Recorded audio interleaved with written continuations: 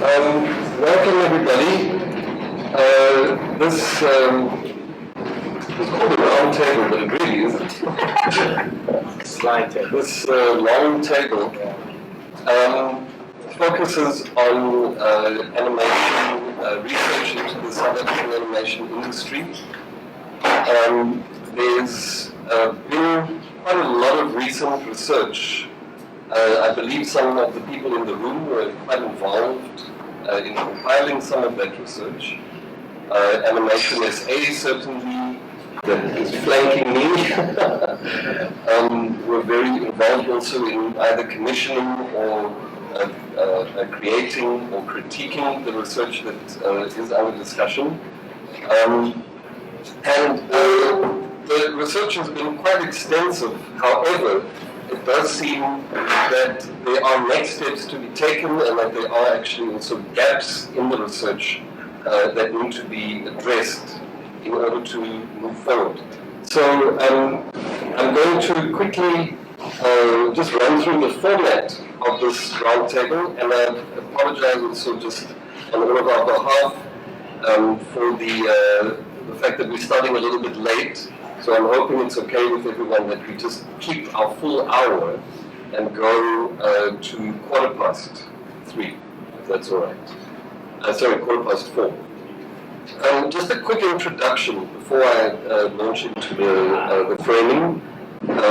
We've got Aifeli Makwanya on Zoom. When she speaks, I'll try and make her bigger. We've got Nick Klute on my right-hand side. Nick, I don't think I need to introduce Nick too much to the audience, but Nick is very prominently active in the animation industry, Animation SA, his own animation company, which is Mind's Eye. Mind's Eye. Thank you very much. I don't have my notes in front of me anymore. On my right, Isabel Rock, who's been, I would say, kind of an industry activist for many, many years in various guises, from having also her own animation production company to being very involved in Animation SA, playing all kinds of advocacy roles, and also being very involved in the changing landscape of how, really, I would say, labor. I heard human capital. I don't like that term. Okay, but the working relationships and the human and kind of industry relationships around animation is also a focus of Isabel. Myself, I also have a history with animation. I've been a professional animator for a short time in my life, which I ran away from. And currently I'm at WITS. I'm also a practicing artist. I work in kind of an intersection of video, theater, dance, and occasionally still animation techniques. So I'll be chairing the session, but I really also hope that it could become quite a lively conversation. So the format of the session is going to basically follow this thread. We introduce the theme, noting what the existing research is, and acknowledging that there are gaps. Then I'd like to ask for input from each of the participants in turn with a little introduction and some insight on the state of the current research. After that, we're going to look at the concept of transformation, which is something that, it's an issue that comes up in the research itself, but it's also an issue that in various ways has been identified as being central to the future of the animation industry. We're also then going to look at a lot of the recommendations that have been made. So one of the issues with the research has been that in these many research reports, there is a swathe of recommendations that have been made from various angles in the research reports. And we're not going to be able to go through all of those recommendations in detail, but I think what would be very productive is if we could have an overview of those recommendations and also ask our panelists to comment on where they think the strengths of those recommendations are, but also very critically how to move forward from there. And then I think we open the floor. I think let's see how it goes. If there are burning questions as we present, I think we definitely have the scope to deal with them. But I would like the second half of this session really to be mainly the conversation, if that's all right. All good, right? Yeah. All right, let's go. I'm quickly just going to put on the screen the full list of the actual research that we have looked at, and that has been tabled kind of as part of this process. There was a feasibility study, which actually your company at the time was very involved in, Isabel. The Department of Communications, I think, commissioned it. And that was a feasibility study of animation in 2004. We've got, and this is, I think, kind of one of the main points of discussion, a strategy document that was drafted in 2014 for Department of Arts and Culture. Very extensive document. We've got the NFAF Economic Impact Study report from 2017. There's an international assessment on global animation, VFX, and the games industry that was produced around 2019. South African Cultural Observatory created a report on the establishment of the film sector as a catalyst for economic growth towards Sallywood. I'm entirely sure what Sallywood exactly is, but I'm sure it emerges. And then from Gauteng, actually quite an interesting report also on cultural projects. Then I think again now this is also where some of the key focus is going to be. A company called Global Feedback Services did a report in 2020 on the animation industry in South Africa, which was then critiqued again and kind of taken a few steps further in a presentation from the Goethe Institute, GIZ, and ASA was also involved in that, Animation South Africa. GIZ also produced a presentation on gaming and animation potential in 2020, and then there's quite an academic paper by Snowball, Tarantal, and Sapsed looking at innovation and diversity in digital culture and creative industries. All right, so these are the research reports that we have looked at and that kind of form the basis of the discussion for today. And I'm going to start handing over to our panelists.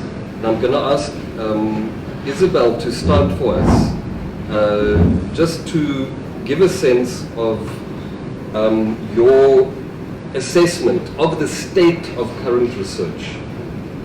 All right, and I'm going to ask the panelists, to try and keep it around 3 minutes per feedback point, so that we can get through all of our points.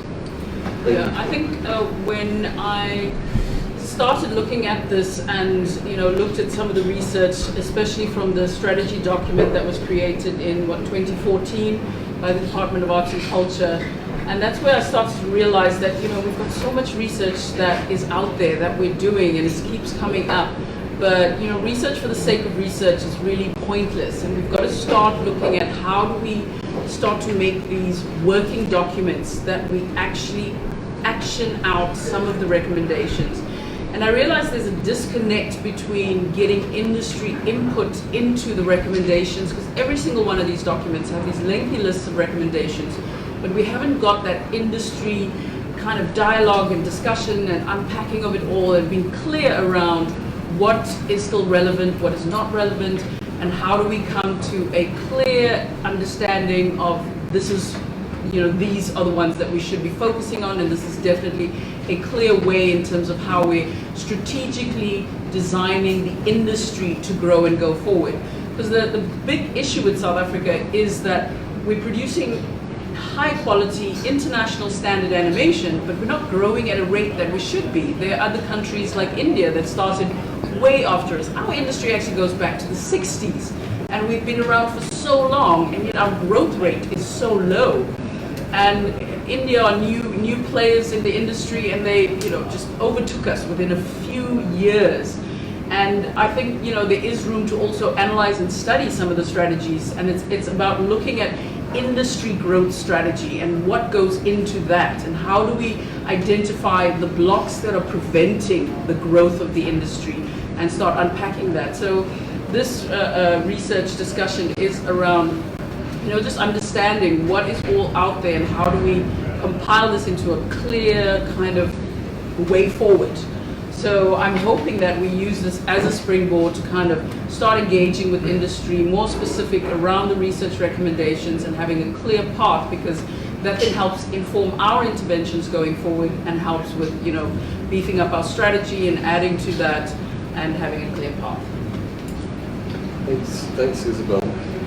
Nick, can I have you also on that same topic of the current state of research? What is your assessment of it? Yeah, I would say on a high level and a low level, because from a high level frame of reference, I wonder if we're really asking the right questions. You might find that they cover quite an expansive numbers of things, but is it the kind of thing that we need to know? So for instance, one of the more important questions that's always asked about what level of research currently exists is how many studios are currently existing in trading, and within which provinces do they trade? What is the representation of ownership within those studios? What is their capacity? What mediums, within which mediums do they work? What technique do they specialize in? What is their market specialization? Well, these are really important things that's actually going to help inform how competitive we are in the future. Because if we diversify, we can survive. Because but if we're competing for the same kind of work, then what's the likelihood those studios are likely to survive?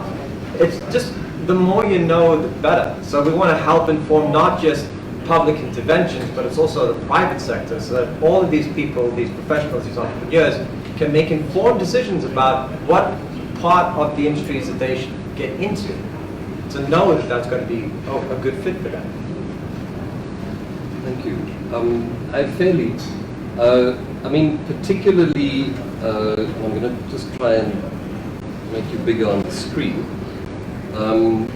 In your experience also as a researcher,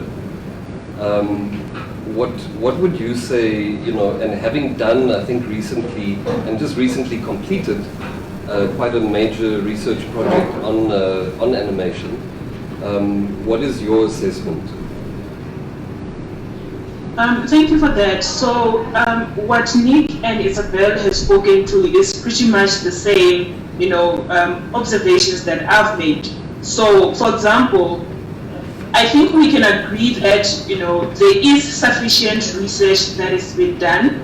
I mean, you've gone through quite a very extensive list of research that has been done, you know, by different entities in the past 5 years. So just to add to what Nick was talking about, you know, some of the indicators that we would be interested in is, for example, you know, in addition to the number of studios, where they are located and all that, you know, what are the markets for South African animation? You know, where in the world is you know, South African animation films being picked up, and what are the specific number of jobs?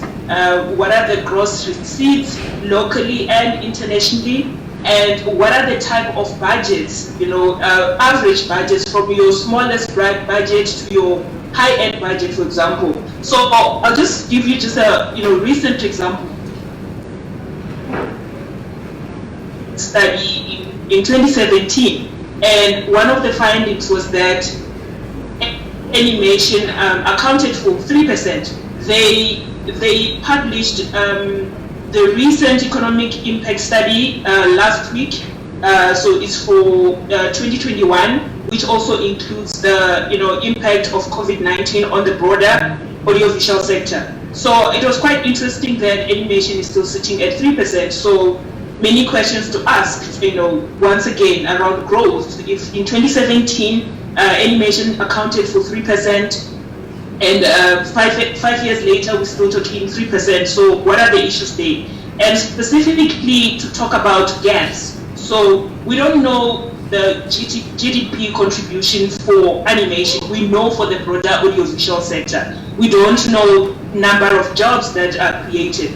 So I think we do have research, but I think the biggest gaps exist in, especially economic indicators, the type that policymakers are interested in engaging with the sector on.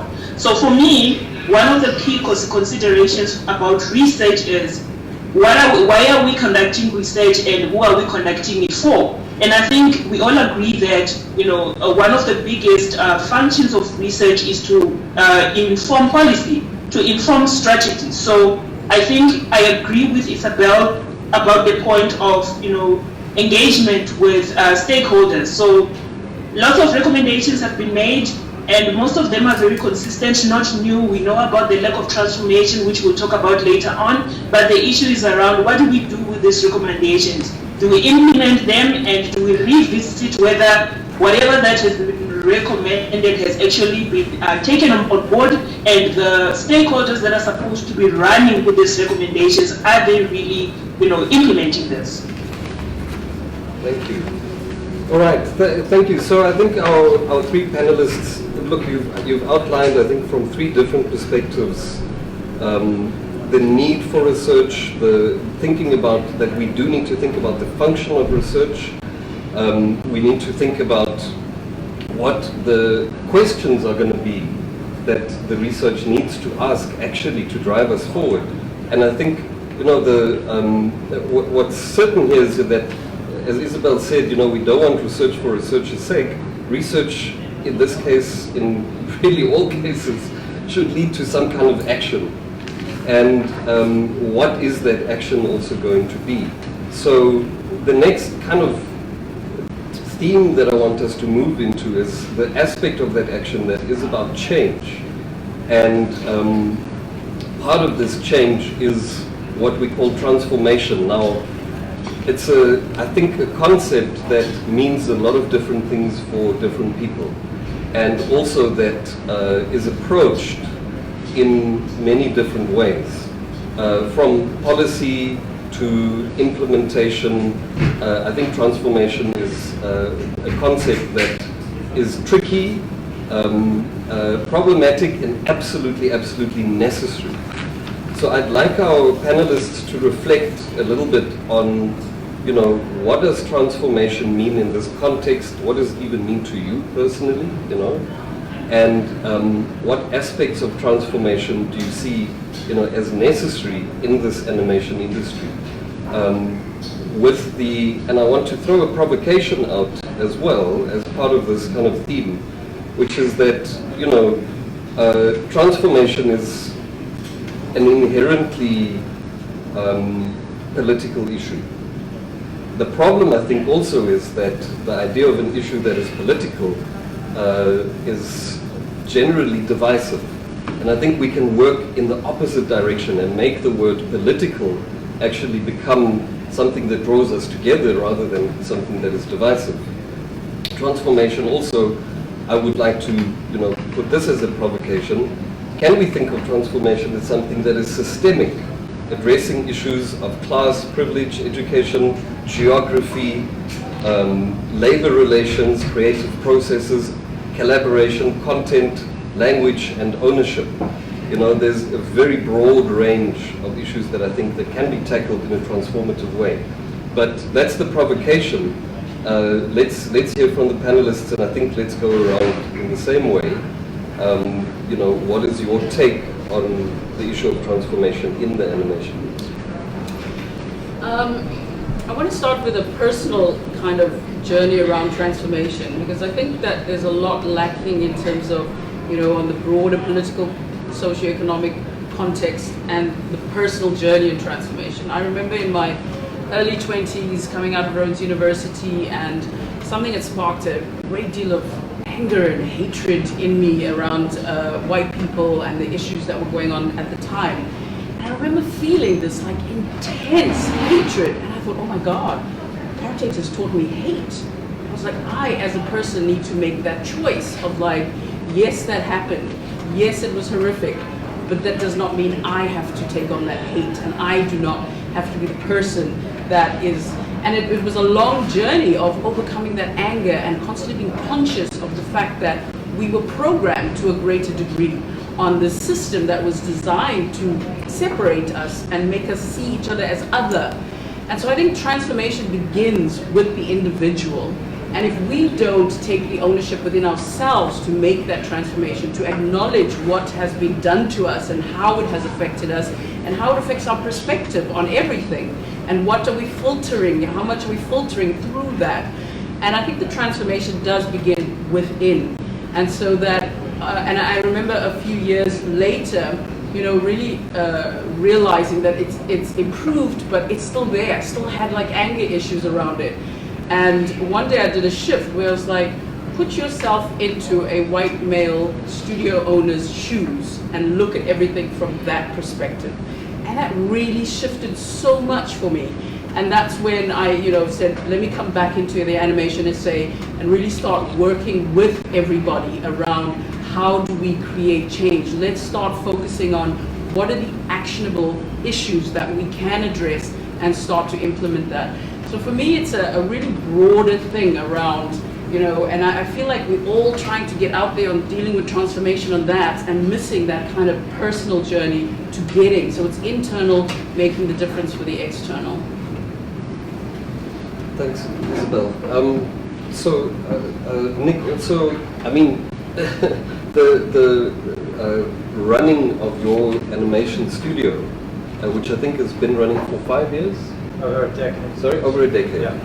I mean, this is something that you know, you must have come across as well on a personal level, being critiqued, also your company, or measured in various ways that government has in terms of policy regarding transformation.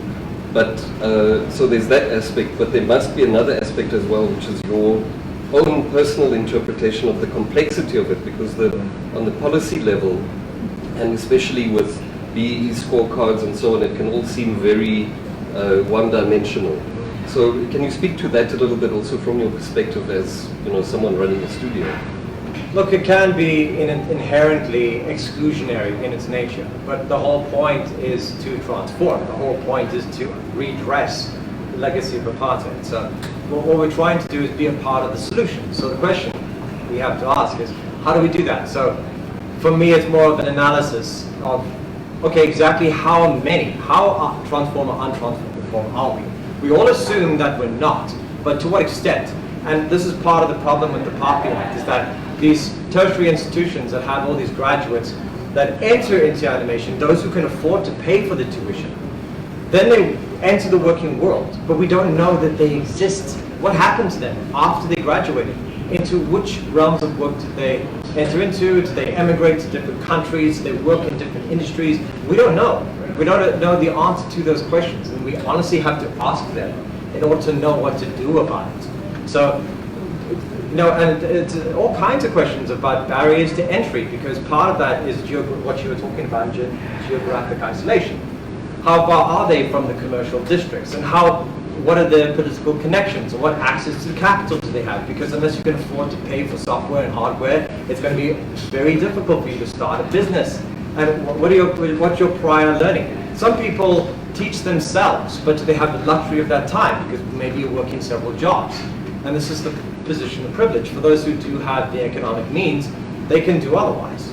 So yeah, all of these important questions we need answers to. That's why I'm so very desperate for us to complete the interim research that we started in 2019. Because if we get the answers to those questions, then we can really inform those interventions. Thank you. I think, I mean, I had a very interesting chat with Ifeli the other day, and we were talking about our kids and our kids' relationships to animation. And can I tell the story, Ifeli? Can you hear me?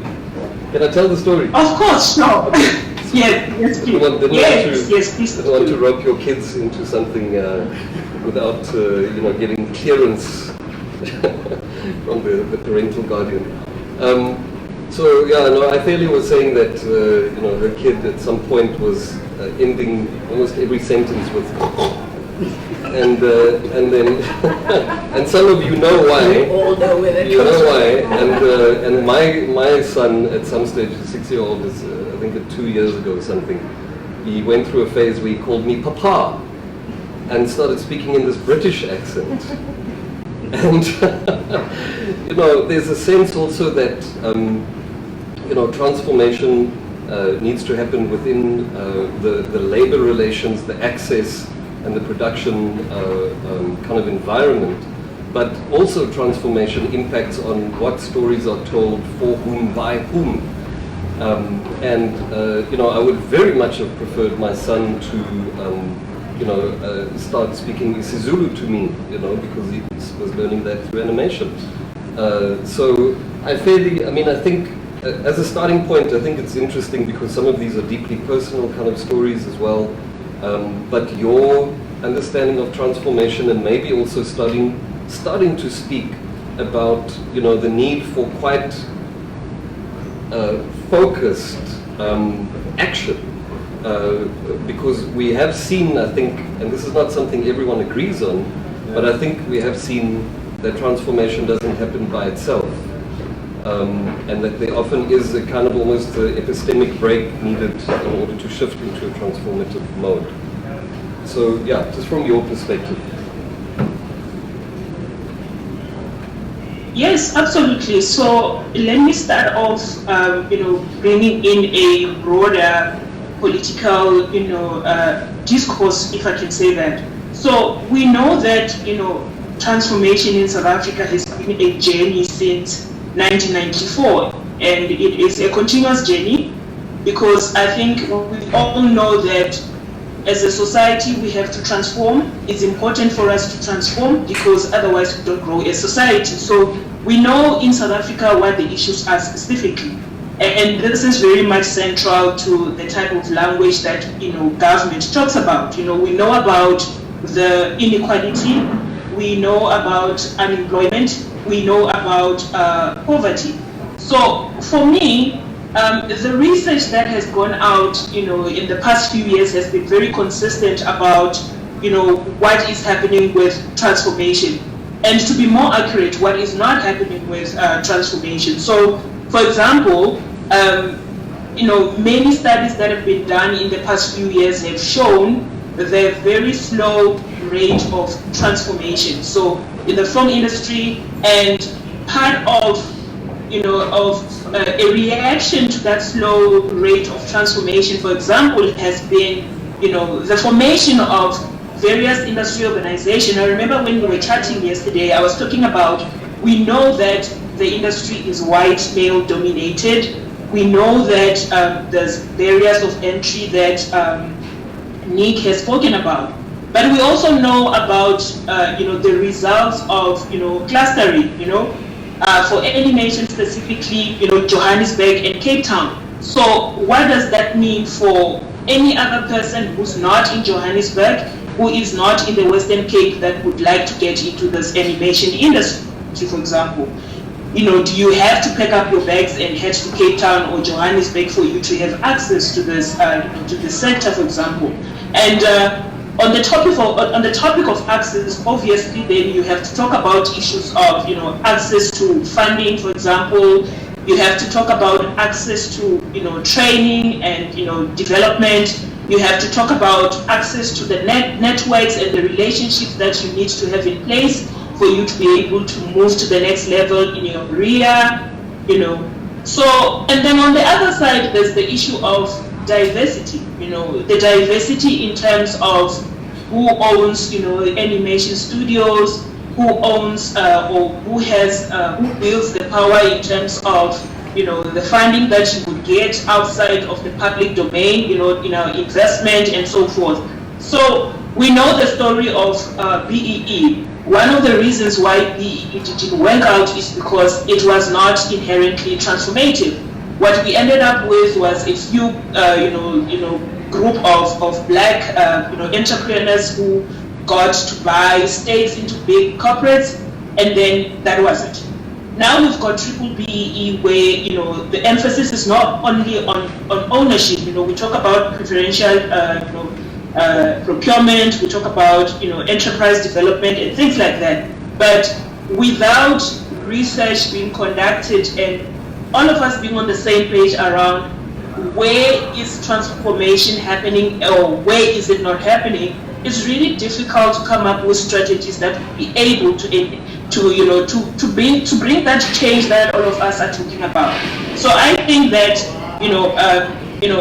the concept of transformation is very broad, and I agree with Nick and Isabel that I'm sure all of us had a personal journey around the type of barriers to entry that we had to deal with. I operate as a consultant, in the sector. The challenges, as much as I've been around the block for a few years, I believe that I know the systems and all that. It's the same system that creates those barriers for me to be able to work, for me to be able to, to do more work. So I agree that, transformation is very personal, that's true, but there's also a bigger conversation around transformation, around those that we know yield the most influence in terms of the type of change that could happen.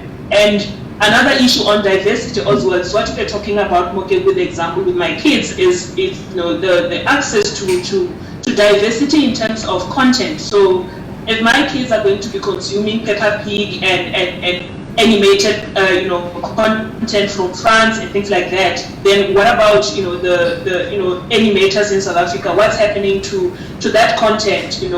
Content in different languages. I was even saying to you yesterday, Tagarani Sesame is not a South African concept. We know that was borrowed from somewhere else and localized. So yeah, lots to talk about in terms of what we can do better with transformation. Thank you. Thank you very much. I'll get into the habit of flashing the clock at you. Thank you, all three of you, for that. I think, now this is the tricky part, I think, of this conversation, because I'm going to, refer to the recommendations that have been made. I think it's important that we don't try to read even all of them, but I think there are people, all three of you for certain, and there's people in the room that have seen this research and have seen the recommendations, and maybe once we've just looked at what is there very, very briefly, we can have this conversation around, what are we to do with these recommendations that have been made? Money has been spent on research in a big way. So while there seems to be a consensus that more research is needed, there's also the question of how do we try and draw some kind of action from these recommendations that have actually been made. So I'll just quickly, and I am keeping an eye on the time, and just also wanting to acknowledge that we need to open to the floor. I haven't seen anybody raise a hand, but please don't be shy to interrupt, even though there will be floor time later. All right, so here we have. Sorry, I fairly. I'm going to just. Sorry about that. Oops, that feels terrible. Yeah, I know. Technology. So this is a set. This is a summary of it goes into a lot of depth actually. So this is from this report, the 2014 report that was commissioned by DAC.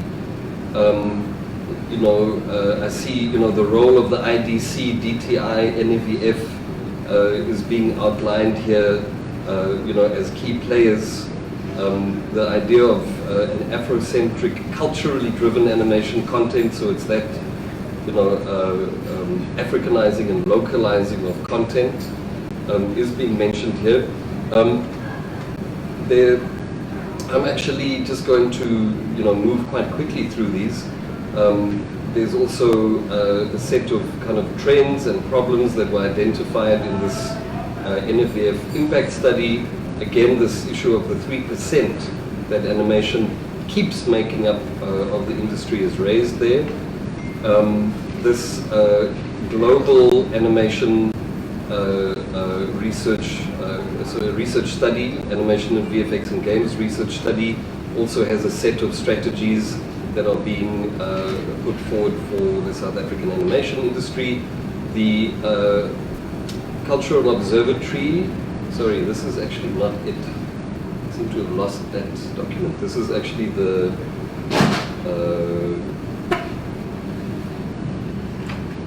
this is the Global Feedback Services Report. Apologies.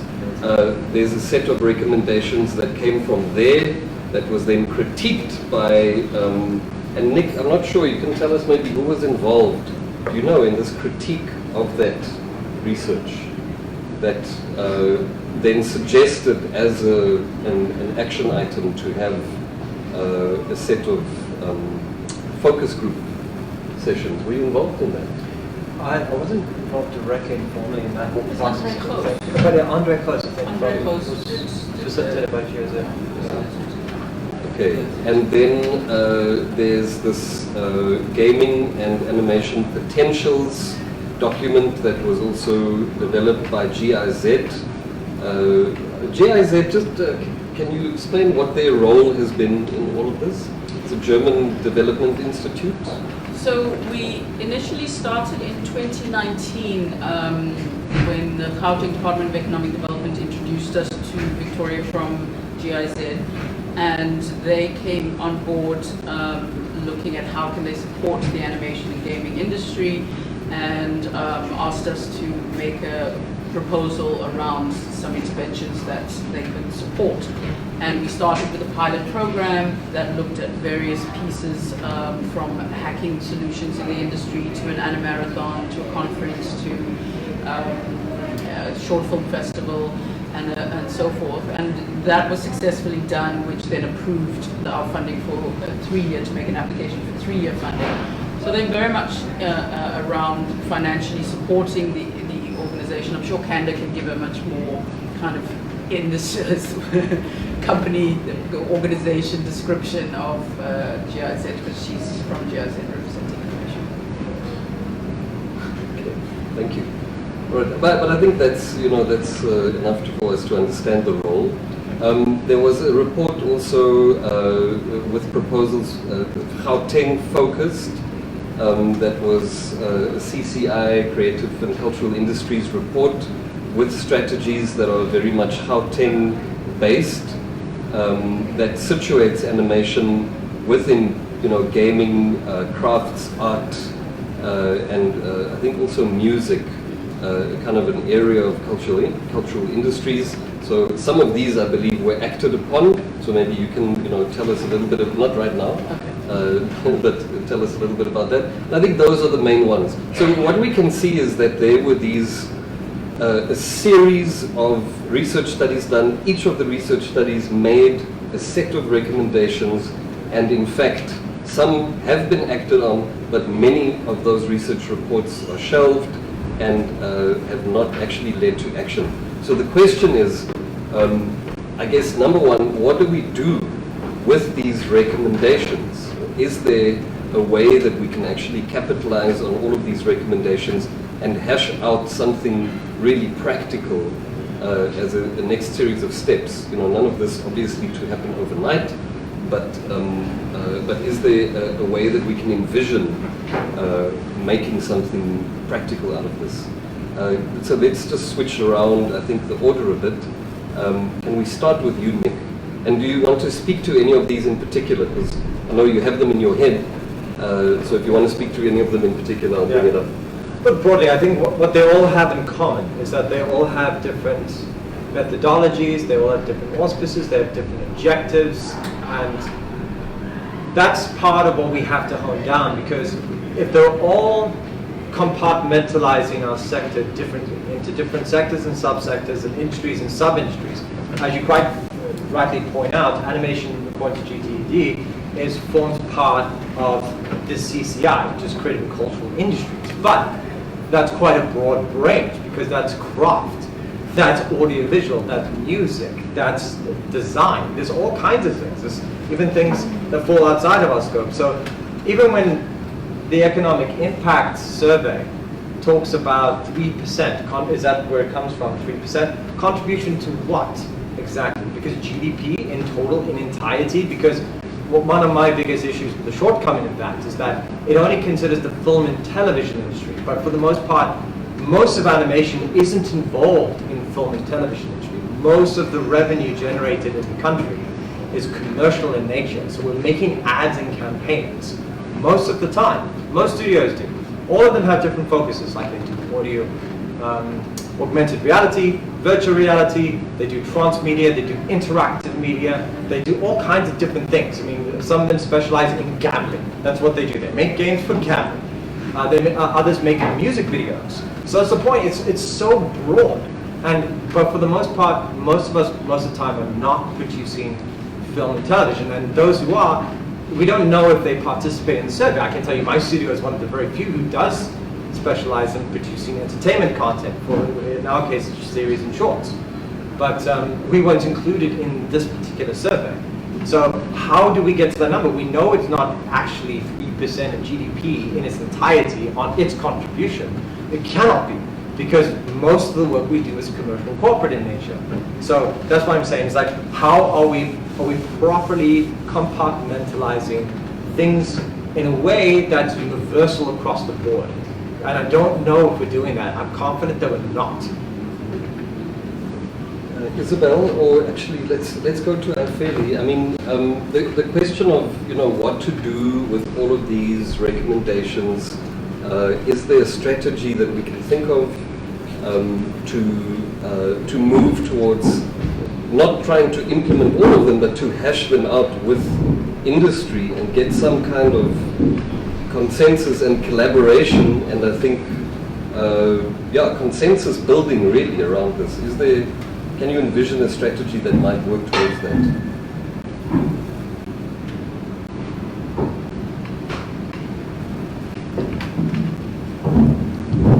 Okay, I think, sorry, it's either my connection or yours.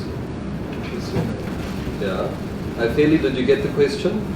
I think it's yours. Yeah. Okay, I think it's yours. It's likely. I missed. Can you hear me? Yes. I typed in the chat that I missed parts of what Nick was saying. I also missed parts of what you were saying, but I just have two things that I wanted to speak about specifically, which I thought it would be interesting to also get views from the floor and also views from Isabel and Nick. I had just two specific recommendations that I thought were really important, and they sort of stood out for me. The first one is just in addition to what Nick was talking about, because one of the things that I picked up while going through some of the research studies is how policymakers treat animation. So, the clustering with the cultural and creative industries, and when you drill that down, then it becomes audiovisual and interactive media. And when you drill that further down, it becomes animation and gaming. So I think part of what we've been speaking about earlier on about research is that because of all this lumping that has been happening, you don't have specific information and specifics around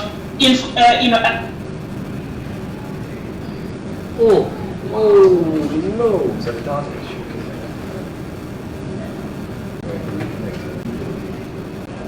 It might be a reception issue. 10 gigs. Actually 12. All right. While we're reconnecting, Alfeli, back. Seems to be back. Alfeli, are you back? Alfeli, are you back? Of animation with gaming, for example. Sorry, Alfeli. Can you hear me? Yes, sorry, Yes. Alfeli, you dropped out. I think it's my connection on this side. You dropped out for about a minute. Yes. Sorry about that. Where do you want me to pick this up from? 1 minute ago, rewind. I'll reset the clock as well. Okay. I put so many things. Okay, so let me try in it animation, out. it's easy. You just reverse the frames. It's fine. Yeah, okay, so let me just try, let me recap. Gaming and okay, animation. so let me recap quickly. Yeah. Two things. Yes. So I was saying that at a policy level, there are those who also, treat gaming and animation as the same entity. So it's really important from a policy point of view, among all the stakeholders, to agree in terms of how animation is going to be treated. Are we treating animation as a standalone, subsector? If that is the agreement, then it means that research we've been talking about is very important, specifically baseline, so that we can have a strategy and see how this sector can be developed. And the second thing I wanted to talk about was the imposition of local content quotas specifically for animation. So this has worked very well in France. So I know Isabel is very passionate about this, and the conversation with ICASA, because if there is a quota for this, we know that broadcasters are going to invest into the development of local animation, and there will be a requirement for them to schedule this on our screens. So I think for me, some of the two issues that obviously the policy level, and it's also something that has to be also informed by in-depth research around specifics around the audiences for animation in South Africa and beyond, but also with policy decisions being made around, are we going to be treating animation on its own, or are we still going to continue to lump it with the CCIs, audiovisual and interactive media, and sometimes policymakers mixing it up with gaming? Yeah, thank you. So that theme keeps re-emerging in a way that animation is not a stable concept in policy at all, and that makes everything much more complex. Isabel, do you want to take a little of this, and then I think it's really important that we open the last 15 minutes. Yeah. I wanted to go back to the GDD research that you had mentioned, because it's really been a long journey, and I really think it's other than the time frame, it was definitely too long, but yes. But I really loved how the Gauteng Department of Economic Development engaged with industry. They invited everybody in. There was a massive discussion with them.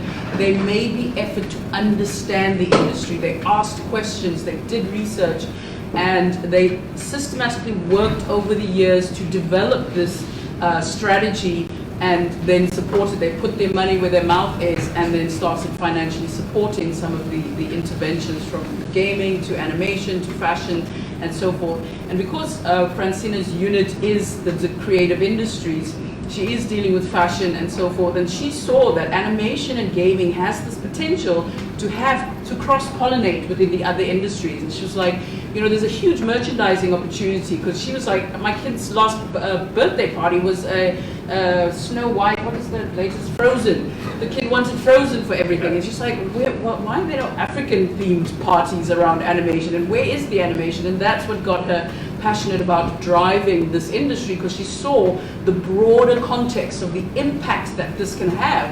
I mean, I also experienced with my children, the only nursery rhymes I could get when they were babies was the Indian one, and so at a certain point they were singing with a little bit of an Indian accent, which was so funny and cute, but also you realize that if this was African nursery rhymes, it would have also influenced so much in them. So culturally, this industry has a huge potential of what it can do, but also spill over into the fashion industry, into the licensing and merchandising industry.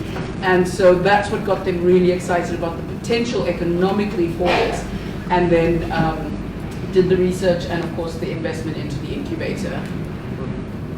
Thank you. So can we please open up to the floor? So I think the three kind of main areas under discussion was, the scope of the research that has been done, then the issue of, transformation, how that needs to work within the industry, but also how it needs to flavor, I guess, the research that could be done. And then it's this question of what to do next.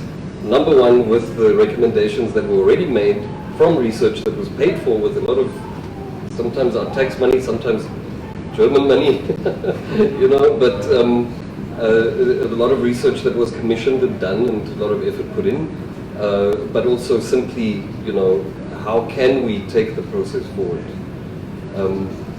Yes, ma'am. Can I please ask participants to just introduce yourselves, and can I just also ask, just allow me to, because I don't think IFED is going to hear the question, so I'll just try and paraphrase when you're done.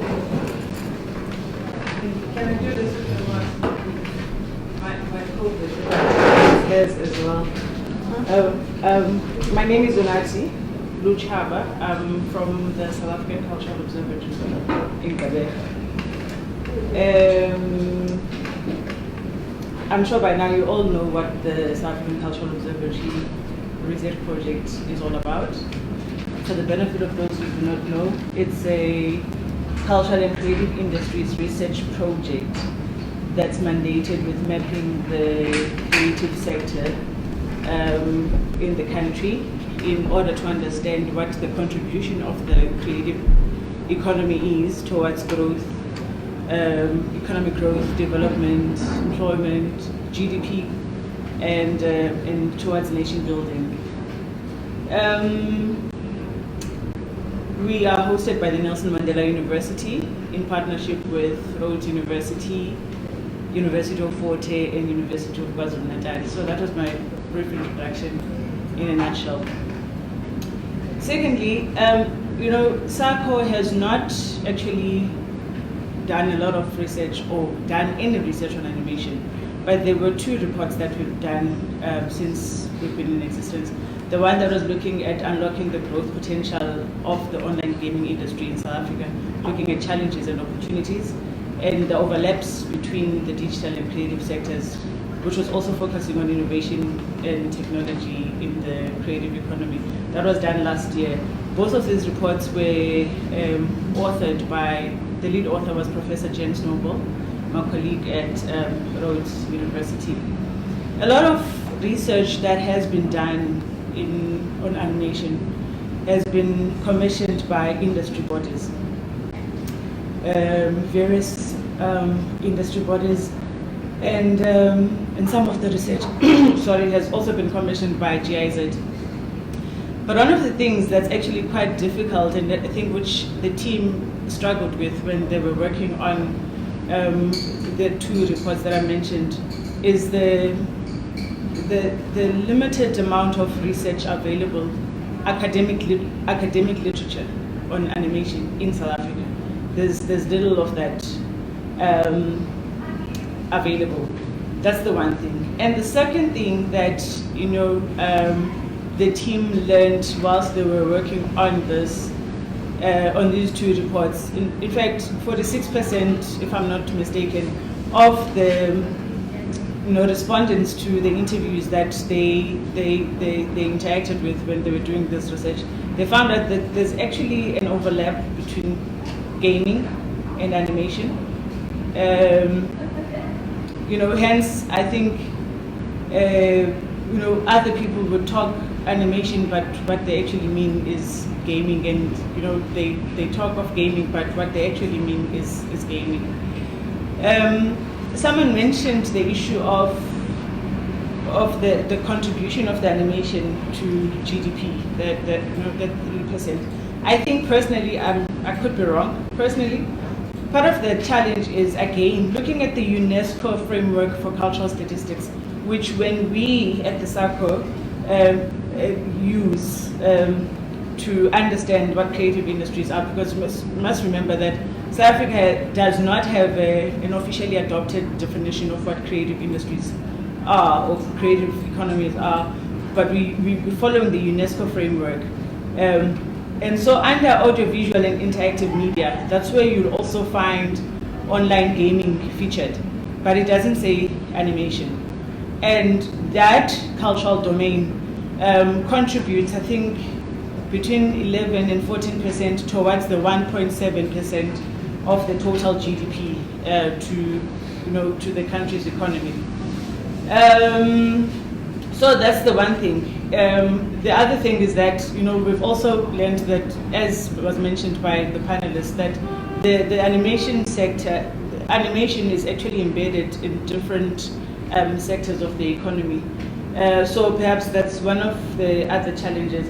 But I think what also needs to happen to come to the issue of what further research perhaps would inform development and transformation of the animation industry. I think it's really for the industry to also say what it is that they want. Perhaps the industry needs to give a directive to government and policymakers to say, this is our industry, this is how it operates, and this is what needs to happen in order to develop it and in order to transform it. But also on the issue of, at SACO we've also received requests by various bodies to look at the whole animation ecosystem, which would include, those that are embedded in other sectors. So like an audit of the tertiary institutions that are currently offering the animation training. And one of the issues is around work readiness of the graduates. So that's something that actually needs to be looked at. Do the kinds of training currently prepare the graduates for the workplace that they will finally work in?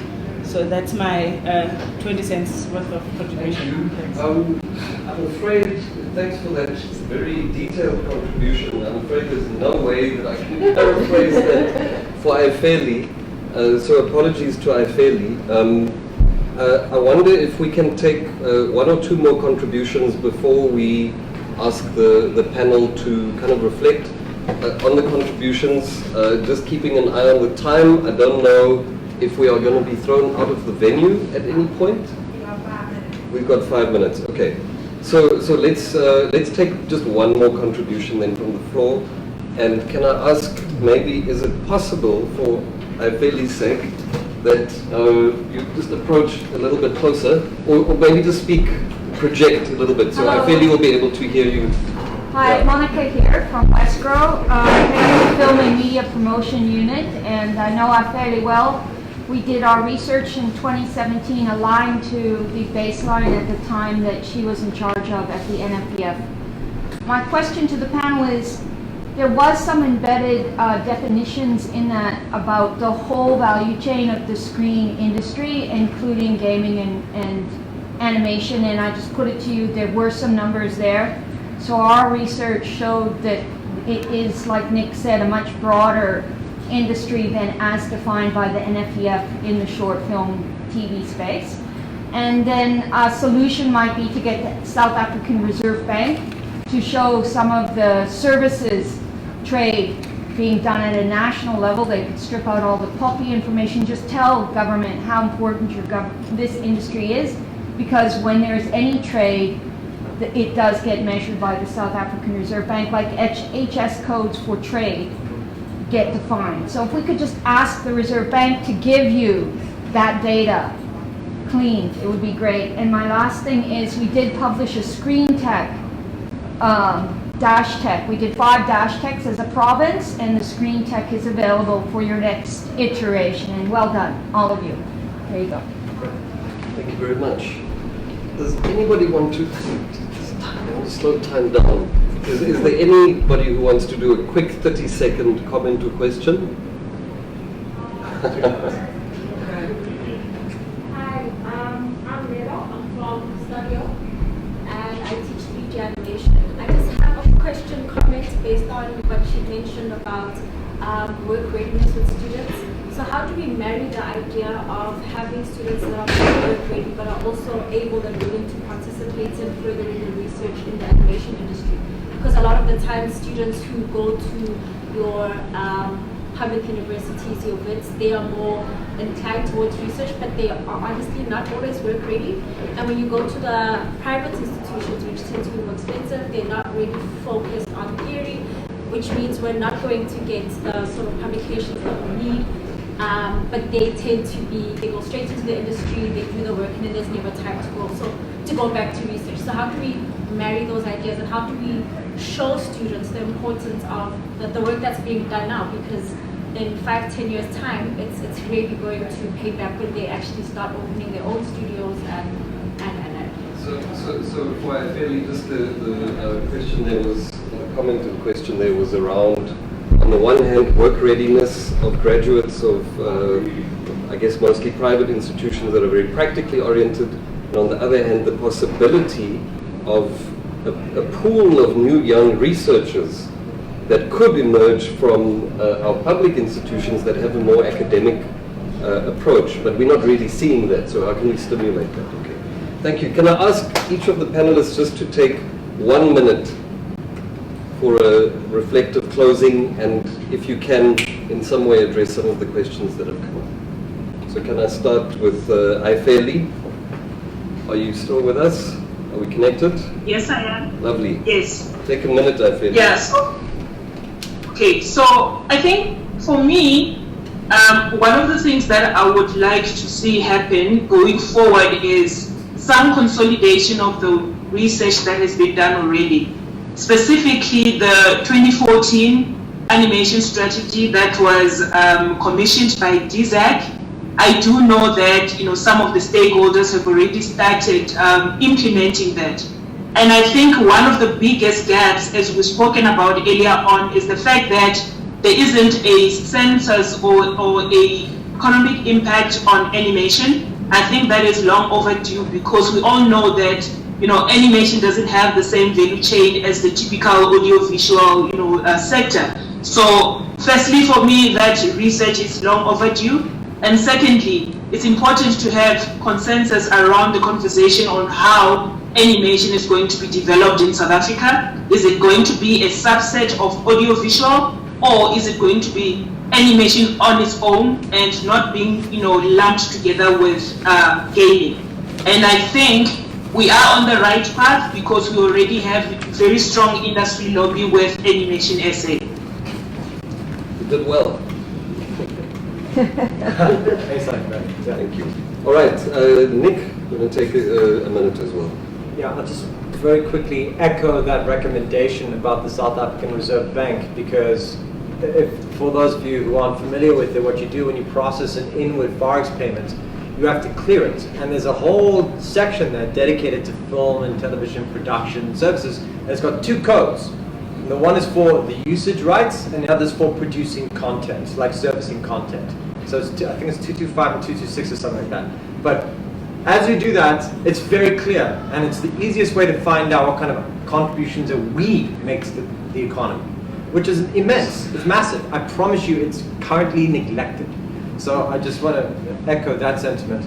I wasn't quite sure I understood about the graduates, because it's funny you mentioned about how private school and otherwise ordinary tertiaries, but for the most part, I find that it depends on into which studio these graduates are now going to work, because as it happens, virtually all of the graduates are not work ready when they want to work in, for instance, my studio that works in entertainment. But you might find they more easily transition into studios that offer motion design, like something that's not as complex. So it depends on what kind of work they're going to enter into. So that's something to factor into consideration as well. So that's for me. Yeah, in terms of your question, I think it's something that I grappled with around the importance of internship and creating that bridge. So thank you for raising our awareness to the potential of also connecting researchers to some of the research work that we're doing, so that they can be involved in that as well. But just overall, there needs to be a much closer connection between academia and the industry organization in terms of working so that it's in sync, that we inform some of the critical and scarce skills that we're experiencing in the industry, and that the academia meets some of those needs and not be filling. We just did a call out, the staff, free staff from GIZ, funded by GIZ, and we had these massive, everybody wants to be modelers, and a big demand for riggers. So already there tells you that there's a there's an imbalance. But yeah, in terms of recommendations and going forward, when I looked at the DAC strategy doc very recently, and I was going through the recommendations, and I was like, yay, we've actually done quite a few of these without even directly working. I had read it years ago, and now we'd actually implemented quite a few of them. So I think going forward, I think it's critical that we look at doing the focus groups as recommended by Dr. Ghoos, that we start dialogues with the industry with a very clear outline and objectives of what we want to get out of that process, so that we are sitting with, as she had recommended, that we mandate, well, present to government as industry, this is what transformation looks for us, this is the targets, where we want to be in 2050 or whatever, so that it's something that we as industry have defined and not having something imposed on us. Because I think there's a lot that needs to be unpacked, and I'm sure if we asked a lot of black studios, do you want to be owning, joining forces with another white studio, or do you want to be empowered to create your own? Those kinds of things need to be unpacked and discussed with industry so that we know what our members actually want. And I think, my recommendation is focus groups, dialogues with a clear kind of outcome that we want to achieve. Thank you. Sorry? Oh, no. Oh, Ifeli is... No, she's there. All right.